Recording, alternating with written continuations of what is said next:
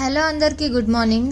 బ్రేక్ఫాస్ట్కి ఇడ్లీ దోశనైతే నేను అస్సలు చేయను. పొద్దున్న లేసి నా పని కంప్లీట్ చేసుకునే వరకు 9 అయిపోయింది. ఇంకా 9 o'clockకి మా ఆయన లేసాడు కాబట్టి ఏం చేయను బ్రేక్ఫాస్ట్ కని అడిగాను. ఉప్మానో బాంబినోనో చెప్తాడు అనుకుంటే పాస్తా చేయమన్నాడు. ఇంకా మా ఆయన అడిగాక చేయకుండా ఉంటానా.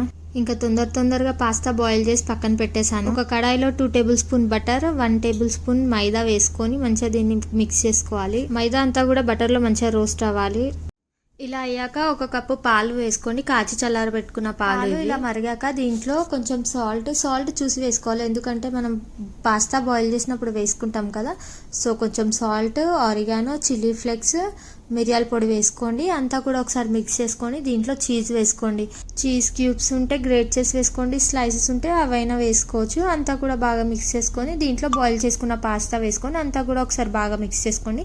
నా దగ్గర చికెన్ ఉంది కాబట్టి కొంచెం కుక్ చేసుకొని వేసుకున్నాను.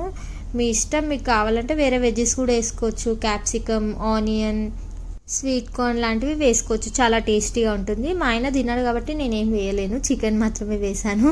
సో సింపుల్గా ఇలా ప్రిపేర్ చేసుకోండి. వైట్ సాస్ చీజ్ పాస్తా చాలా టేస్టీగా ఉంటుంది. అండ్ ఇందాక వచ్చిన చికెన్ వచ్చేసి నేను మా బాబు కోసం తీసింది, అందుకోసమే చాలా కొంచెం ఉంది. చికెన్ కీమా రైస్ చేసి పెడదాం అనుకున్నాను మా బాబుకి. అంతలోపు మా అత్తయ్య కిచిడి చేశానని తినిపించమంటే ఇంకా అదే తినిపించాను. వండలే, సో అది ఉంది కాబట్టి నేను దీంట్లో యాడ్ చేసుకున్నాను.